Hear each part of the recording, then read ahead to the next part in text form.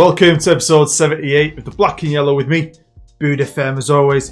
Thanks for joining me. You're an absolute superstar. I am madly in love with you. Seriously, on Valentine's Day, you're going to get a card from me with a dick pic. I love you that much. Seriously.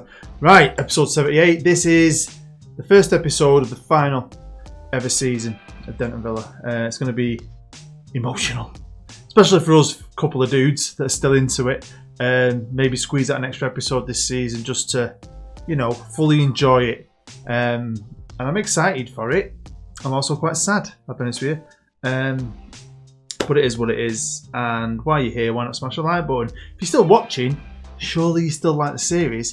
Surely it's not hard for you to go, thumbs up. Thank you very much. I know you're not going to let me down, are you? I know you're not. I know you're not. You're a hero. Yellow Army, stand together proud. Right, today's episode, we're going to look at the squad, maybe some ins and outs, a bit of the news like we usually do.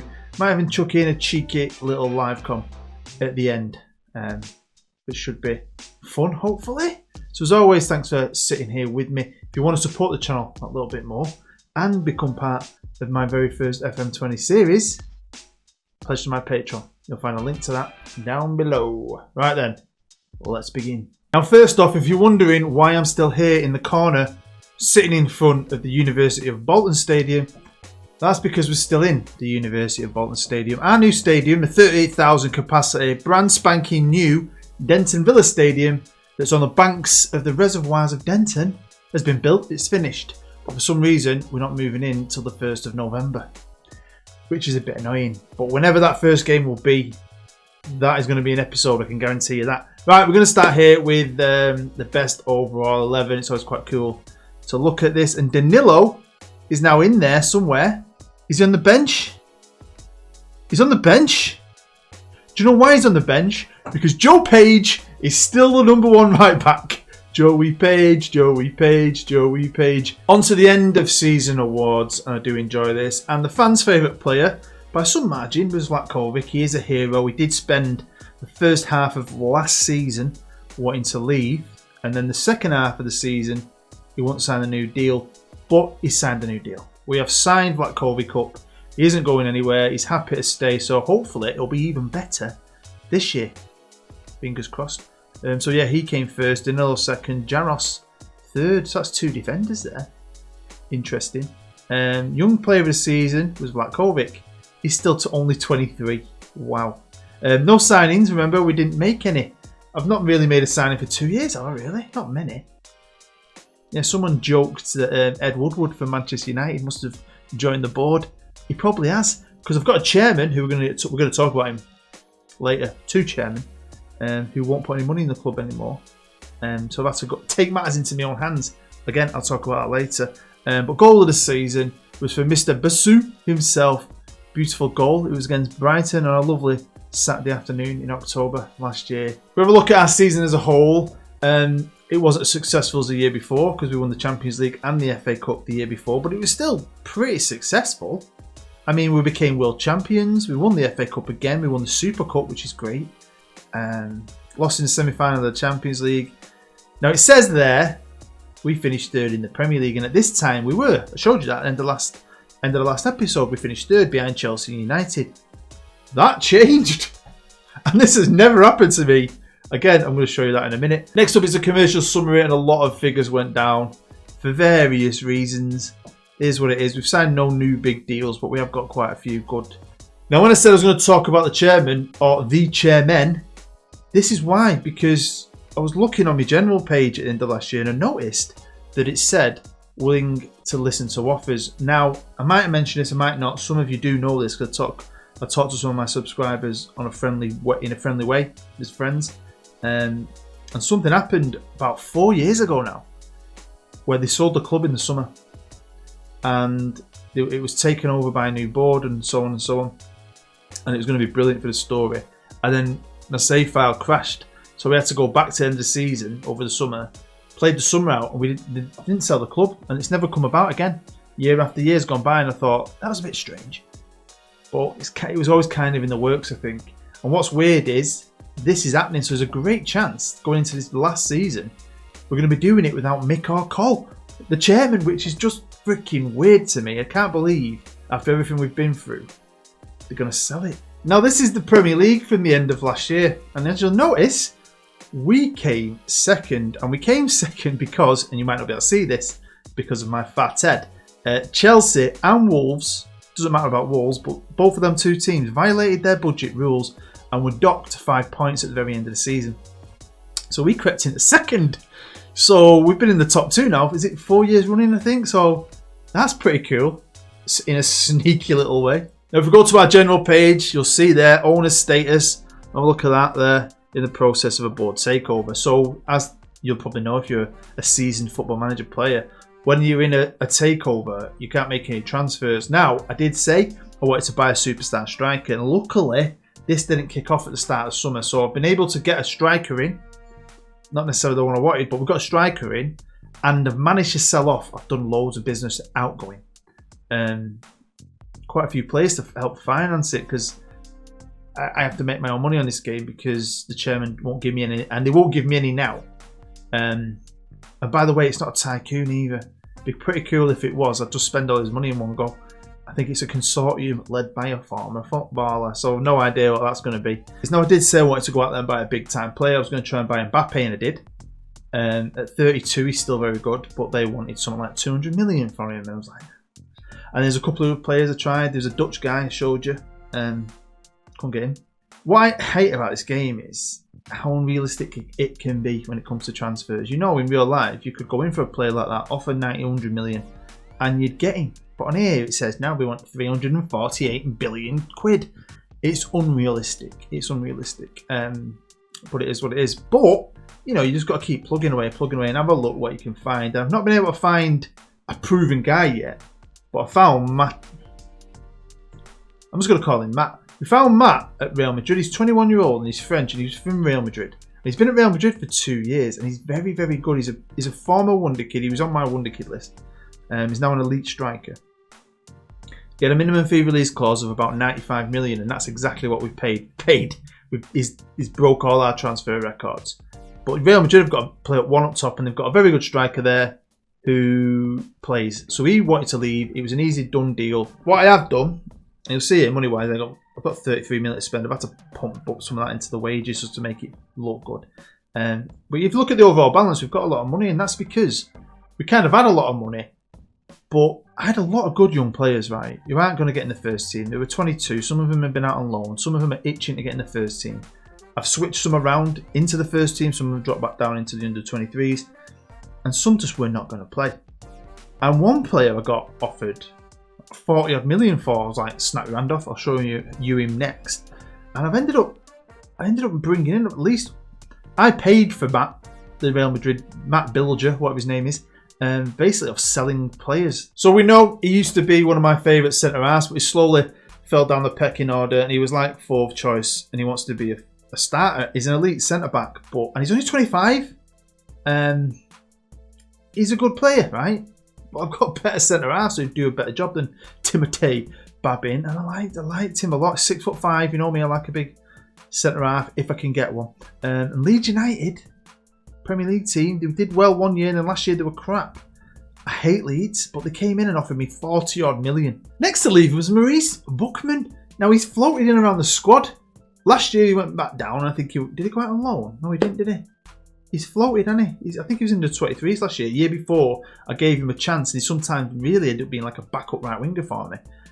Great player. I think he was a former wonder kid. Been with us since 2028. He was just not gonna get in my team. So I put him up for sale. And I was so surprised about how many clubs came in for him. We've sold him for about 35 million. Another player to leave is another young player who's floated about. He's been with us for a while, bought him in 2027. One of them Serbs have brought in. And I think he did have a season as a backup right winger. Didn't play too much. He ended up playing 11 games for us, I think. Scored a goal. Been out on loan a few times while we had him at Southampton and so on. So it is our last year. So, you know, I have sold off a bit of talent from the 23s. Players who aren't going to play. Some of them are on loan anyway. I've loaned a load of them out again. I've tried to get the wage bill down by doing that. Let other clubs pay our wages. And I have switched things about. Like our 2 backup wingers from last year have both gone out on loan. Brett Younger, the left winger, has actually gone on loan to Liverpool. Crazy or what? Because I've got a youngster who just did better. He's had another year in the under-23s, and then when they assessed him in the summer, he was better than Brett. So he's come up. Same with the right winger as well. And let's start at the back, as always. And the keepers, no change. Backup keeper is Mr. Payne himself. Good goalkeeper, good reflexes, good handling. Only 21. Number 1 is, of course, Caesar, who did have a great... he's got no greens in his goalkeeping, but he's only 21 himself. He's a class as a world-class goalkeeper. Onto the back line, back 4. And do you remember when these two were similar? And Van der Werf last year just excelled, where Kea kind of stayed back. Kea is a good player, good backup player. Van der Werf just played better than him last year. And look, it shows you sometimes how two players can be very similar, and then one will just kick on. And look how he's kicked on. Look at his ability. Over to the right side, and of course we've got Filipovic. He's been with us now for ages. He's 25 now, still a great player. Of course, best player in the world, apparently, it's Danilo, the right back, who again, look at, he's just rapid. He can run all day long. Onto the centre halves. And of course, we have got Jaros. Came in as a backup. And again, he's one of them young players that's excelled. Only 21, and he's now our best centre half. Durant Reese, still here, obviously. Great centre half, does a job. We bought him from West Ham a couple of years ago. Superstar player, I like him a lot. We've got Stevens, he's now my 3rd choice, but the Belgian, he's great. He's still a good player. Now, when it comes to our 4th choice, obviously Babin's left. So I've promoted a kid from the 23s, and that kid is Mr. Garcia, Augustin Garcia, who is a wonder kid, 19-year-old. Onto the middle of the park, and of course, our number 1 man is Vlahovic himself, who was never actually a natural in any of these positions. But obviously, he's become amazing over the years. I've actually thought about having Vlahovic number 8 on the back of my Denton Villa shirt. Why not? Just for fun. Basu, again, another good young player. He's now an elite midfielder. He's just got better and better and better, hasn't he, Basu? Beethoven is going to be my starting anchor man this year. I'm putting all my chips on him because he suits it perfectly in the centre of the park. He's definitely going to be that guy. Then we've got Blinkhorn. Why has his arrows gone down? See, I like Blinkhorn, and he sells shirts. He's 28, he's English.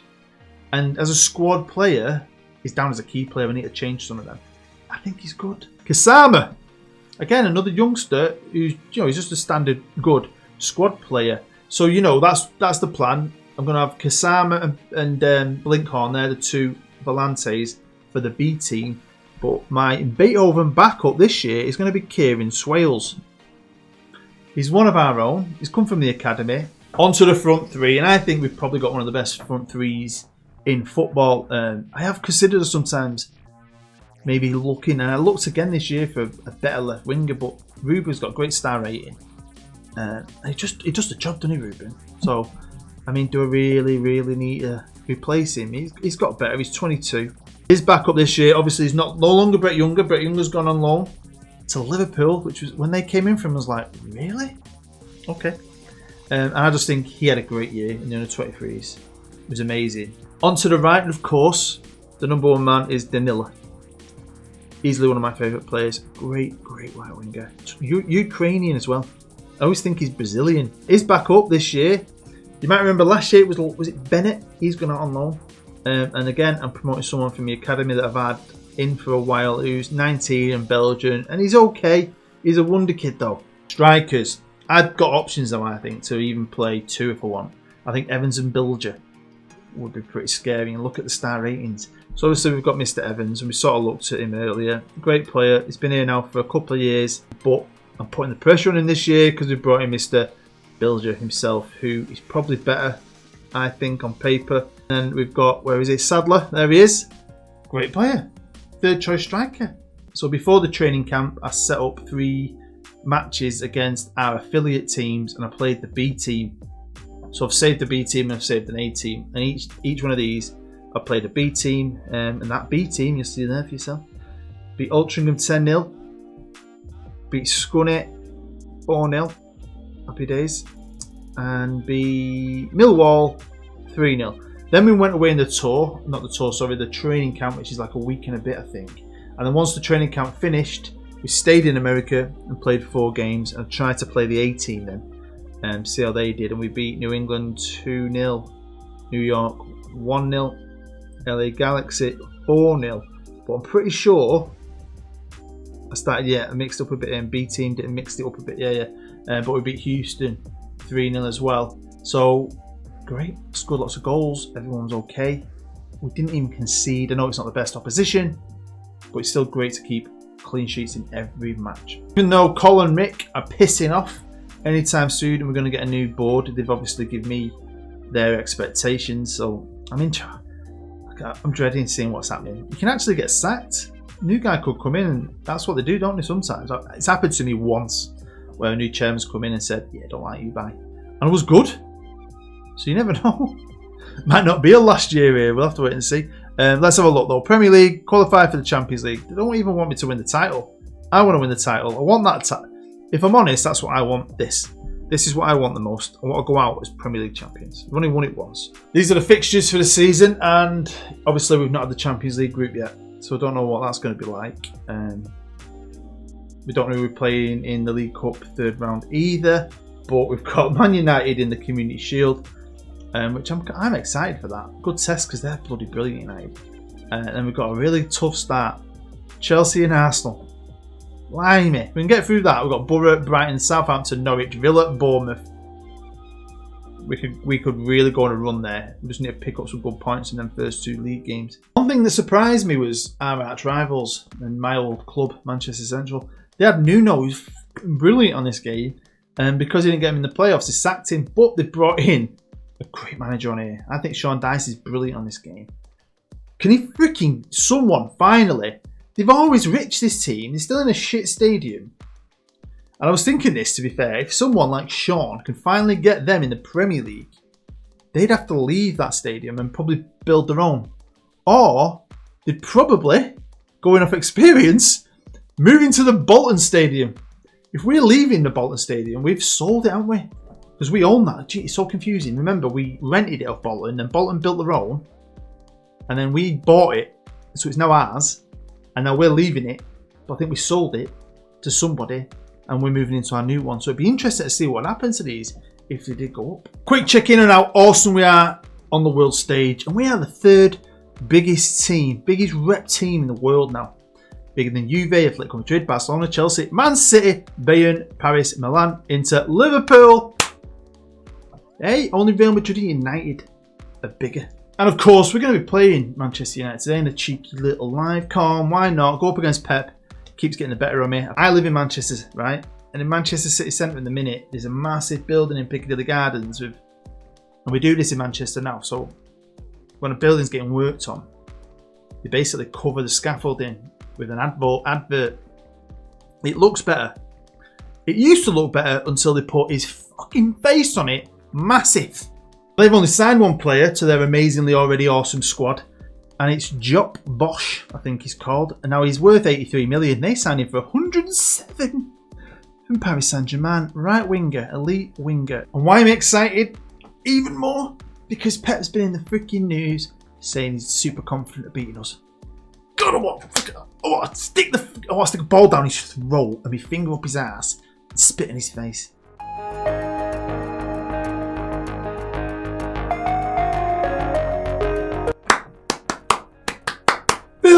He's playing a 4-1-4 and then a 1 up top, so it's quite defensive. Probably just keep the ball, won't they? They'll probably end up with 60% possession. They'll bore us to death, nick a goal. But you never know. This is my A team, fully ready to go. We'll see how they do. Hopefully they prove that they are an A team. Vlakovic with a free kick. Bilger is starting up top. Van der Werth with a bloody brilliant throw. We've got some great throwers. Another corner. Early pressure from the Villa. The freaking crowd is yellow as anything. Oh! Boom, boom, boom! Ruben, I told you, the kid's a legend. Yellow is my colour, yellow is my colour. I love Denton Villa, I don't care for no other. Yellow is my colour, yellow is my colour. I will never be seen in red, white or grey. Villa, Villa! Okay, I've had to make a change. Ruben picked up a knock. You'll see that happening right there. And we brought on the new kid. He was amazing for the under-23s last year. We'll see what he can do for us in this game. Big game for him. Bit of pressure. Very scrappy. And De Jong was offside. 10 minutes left in the first half. Here's Danilo. finds the new boy, Bilger, passes inside to Basu. Oh my God, bounced out. Have that 2-0. I know it's an English thing, but the Americans do that, don't they? And I like that. It's a great one. But I just don't think you can beat England's. Oh God, that's what that means if you're American. Well better than that. And there's a reason why it's English, and I can bore you with it. Because when we used to fight the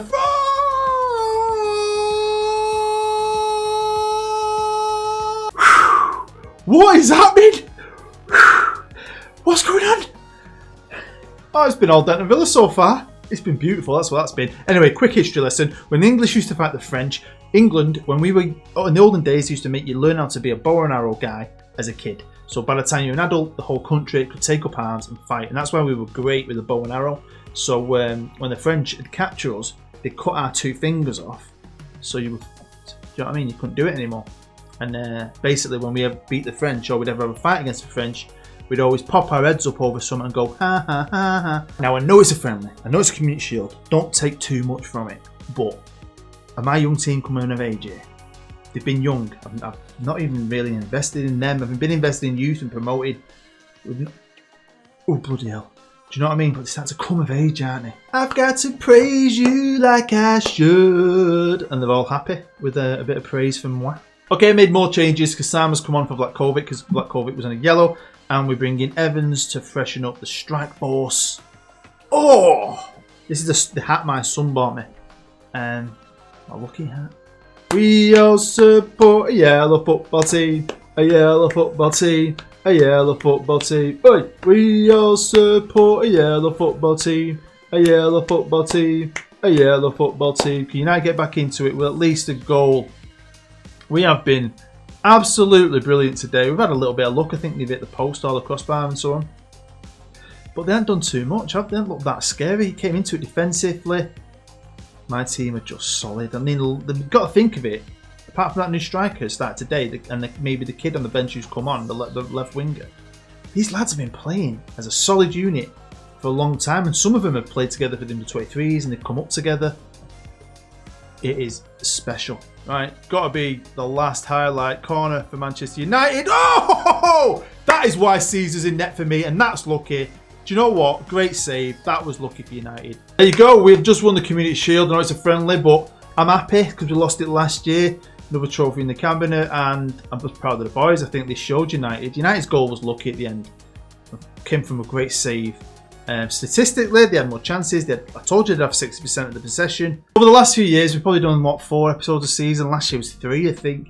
This year, I'm probably going to go for 5. I want to have a good, maybe a Premier League game, a Champions League game, and hopefully we'll have a good end to the season, a good end to the series for us guys, that, you guys that are still into it. I want you to enjoy it, because a lot of you have been here from the beginning. That's 10 months you've been invested. So I don't want to just cheat you out of this last year. I want to enjoy it.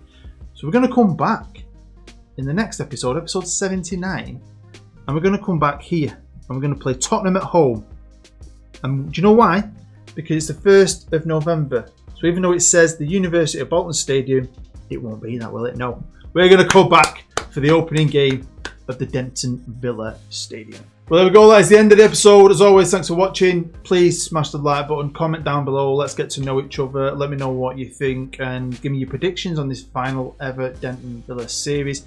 I know some of you have asked. I always do this anyway. I'll be carrying on playing this, and I think I'll maybe do a 5 and then a 10 year into the future, and we'll do recaps on look somewhere there's some of the legends now, see what they became and so on. So when the series ends, there will be some specials. I always like to chuck out a few specials, so we'll definitely do that. But yeah, thank you. There's a few hundred of you that have stuck with this from the day one, or you've come in and you're with it now, and I appreciate every freaking single one of you. And I love that then. I absolutely love that game. So yeah, thank you very much. I hope you're well, have fun, and I hope you come back for the next one. You've been amazing. I've been Bood. I'll see you next time.